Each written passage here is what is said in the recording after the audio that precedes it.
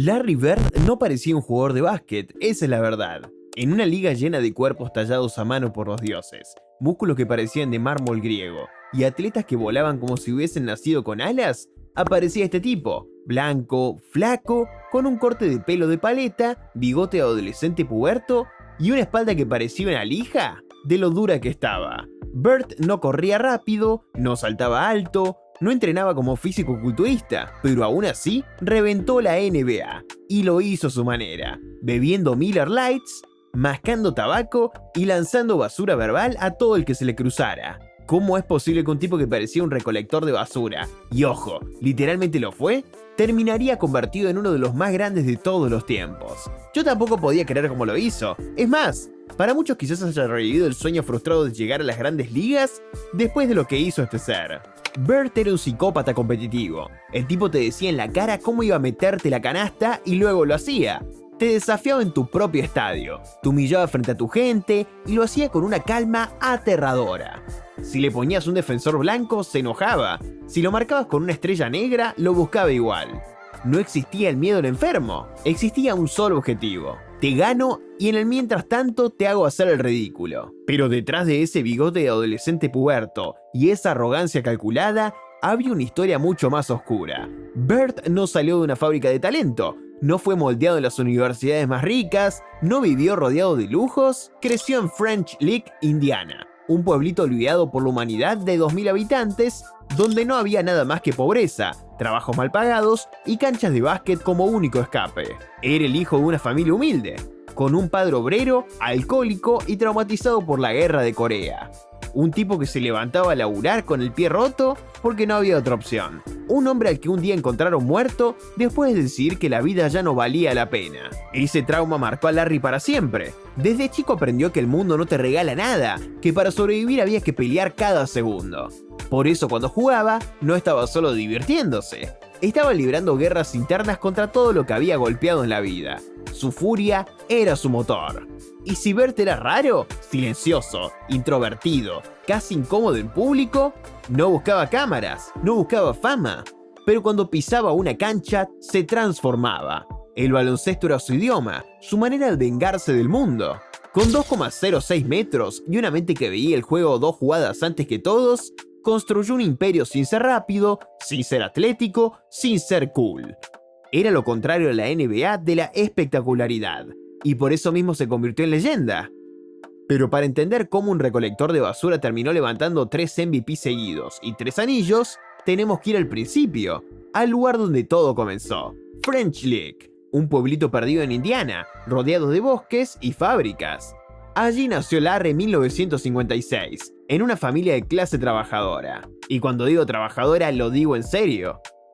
Su madre, Georgia, hacía malabares para alimentar a sus 6 hijos, mientras el padre, Joe, iba y venía entre empleos temporales y la frustración de un país que no siempre ofrecía oportunidades. Y a ver, la infancia de ese chico claramente no fue un buen pasar. Estamos hablando de pobreza, comida justa, ropa usada, poco margen de progreso en la vida. Fue entender desde muy chico que si quería algo tendría que sudar sangre para conseguirlo. Pero ojo, French Lick no solo marcó por la dureza de estar ahí, cuidado con eso, también fue su refugio. Ese lugar donde se levantaba temprano para encestar pelotas contra un oro oxidado, clavado en un poste de madera. En ese silencio horrible de pueblo chico donde no se mueve una triste alma por las calles, en ese preciso lugar y situación, Larry se forjaba en soledad, sin imaginar que un día sería llamado The Hick from French Lick, o sea el paleto de French Lick. Un apodo medio de mal gusto, pero que lo terminaría resignificando y pasaría a ser dicho con respeto.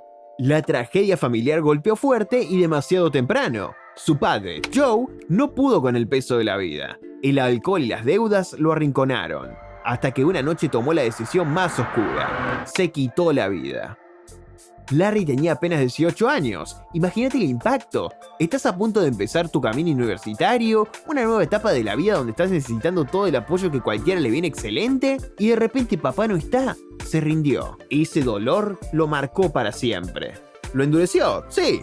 Pero también le enseñó que la vida no regala nada. Bird jamás fue un tipo meloso, jamás anduvo con sonrisitas fáciles ni discursos motivacionales. Su lenguaje era otro: el trabajo, el sudor, el sacrificio. En ese silencio doloroso, en ese pueblo olvidado, Larry forjó su carácter. Finalmente la etapa de la universidad llega en la vida de Larry. Su primera parada fue la Universidad de Indiana, donde lo esperaba Bob Knight, el mítico entrenador. Pero Bert, un muchacho tímido, introvertido y aún golpeado por la muerte de su padre, se sintió desbordado por ese ambiente. Se fue, abandonó. Y ahí muchos pensaron, listo, otra promesa rota. Tras ese bache, resurgió la Indiana State University, una universidad mucho más modesta, casi desconocida de la NCAA. Y ahí, en ese escenario que parecía chico para el tamaño de su talento, empezó a escribir la leyenda. La NCAA de los años 70 ya era un hervidero de estrellas afroamericanas, jugadores atléticos, veloces, que dominaban el juego físico y espectacular. Bert, en cambio, era blanco, lento, con un físico desgarbado y un estilo que no parecía encajar en ese molde. Los críticos lo miraban con desconfianza. ¿De verdad este chico pálido que parecía un palo de escoba y sin ningún trayecto previo puede cargar a un equipo universitario en los hombros? Y vaya si podía. Bert transformó a Indiana State en una máquina de ganar, llevando el programa, que nunca había pintado nada, a un récord histórico. La gente empezó ahí mismo a llamarlo The Hick from French League. Mientras los demás se llevaban llevar por el brillo, él construía su juego con algo mucho más simple y brutal. Fundamentos perfectos, lectura del juego quirúrgica y un odio visceral a perder. El choque más brutal vino en 1979.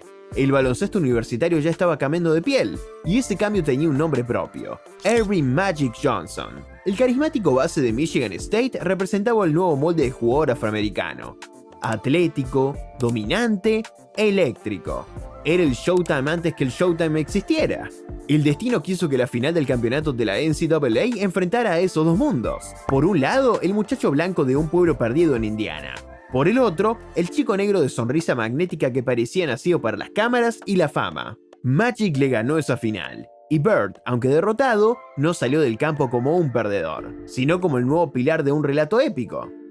Porque si algo quedó claro esa noche, es que la NCAA había encontrado la rivalidad perfecta, una que iba a moldear el futuro de la NBA y que iba a mantener a millones pegados al televisor durante la siguiente década. Ese partido no fue solo el comienzo de la rivalidad Bird contra Magic, fue el comienzo de la salvación de la NBA, que en esos años se hundía en escándalos, drogas y estadios vacíos.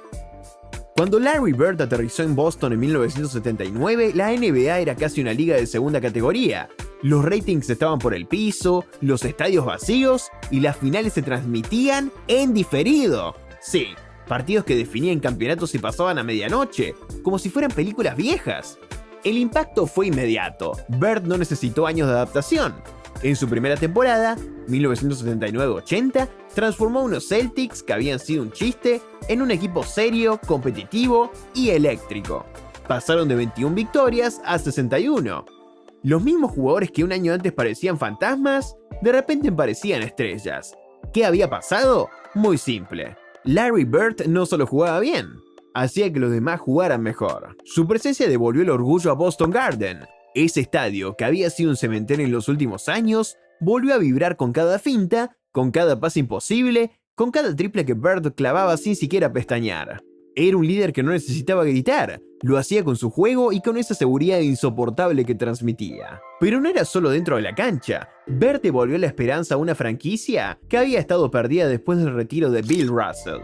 Los Celtics, símbolo del básquet estadounidense, necesitaban un salvador. Y lo encontraron en ese chico blanco del Medio Oeste. La liga, desesperada por revivir, entendió rápido lo que tenía en las manos. Bird era un producto, una historia, un contraste perfecto por lo que estaba por venir. Porque al mismo tiempo, en Los Ángeles, un tal Erbin Magic Johnson estaba preparando el escenario para lo que sería la mayor rivalidad en la historia del deporte. Pero en ese primer año, Bird fue un terremoto que agitó la NBA y que dejó algo claro. Los Celtics estaban de vuelta y la liga ya no sería la misma.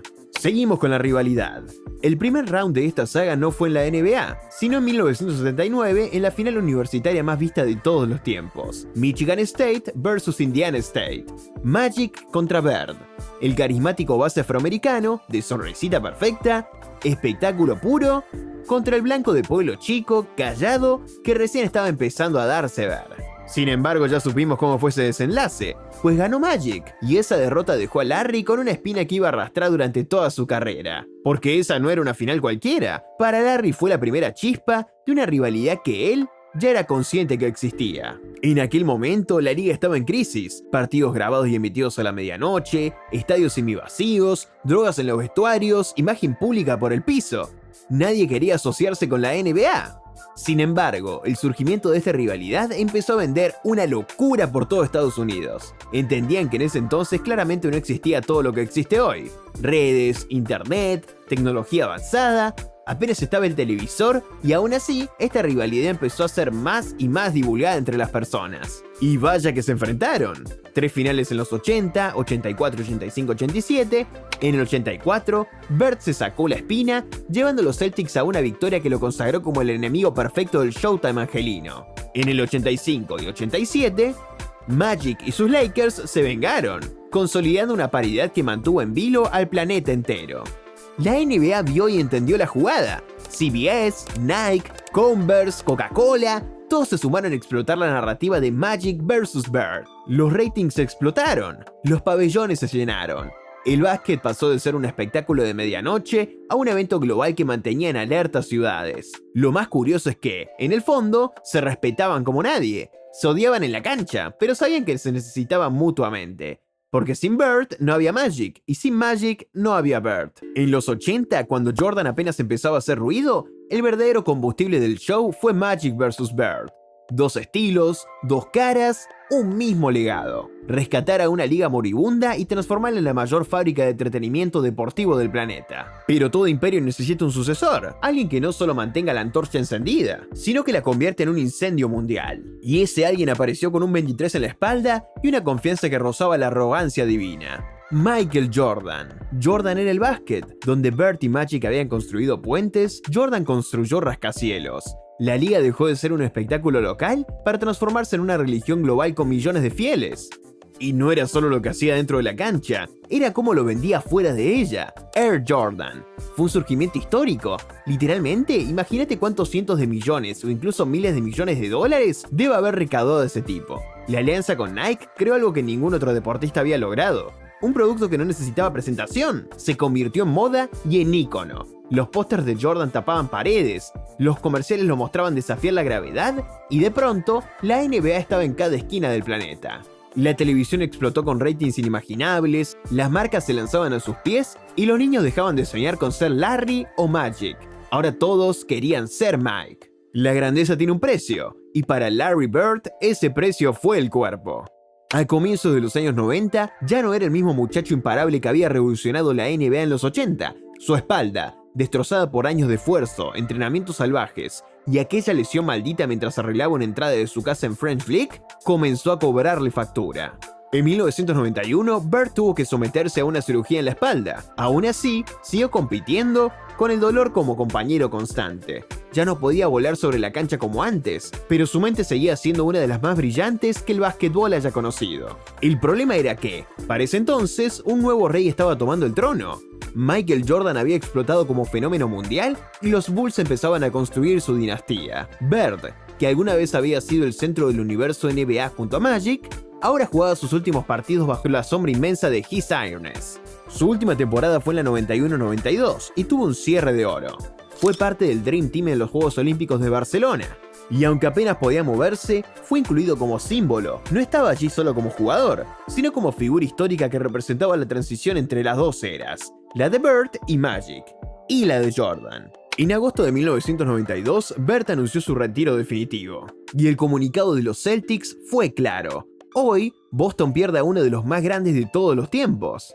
Su número 33 fue retirado y en el Garden quedó grabado que ese chico tímido de French Lick cambió la historia de los Celtics, pero también había cambiado la NBA entera. Hoy, muchos lo comparan con Jordan, con LeBron, con Kobe. Y aunque algunos lo ven eclipsado, lo cierto es que sin Bird, la liga nunca habría llegado al punto de ser un fenómeno global. Su legado está en que él fue el puente entre la NBA al borde de la desaparición y la NBA convertida en un espectáculo planetario. Larry Bird cerró su carrera con 3 anillos, 3 MVP consecutivos y una rivalidad eterna con Magic Johnson, que sigue siendo el corazón narrativo de la liga. Y así termina nuestra mirada a la era que cambió la NBA para siempre, de Magic a Bird, de Bird a Jordan. Cada leyenda dejó su marca, cada rivalidad elevó el juego, y cada momento hizo historia. Pero la pregunta es, ¿quién será el próximo en redefinir la cancha y dejar un legado eterno? Si te apasiona el básquet tanto como a nosotros, te invitamos a que le pinches al botón de suscribirse y activar la campanita para que no te pierdas ninguno de nuestros próximos videos. ¡Te esperamos!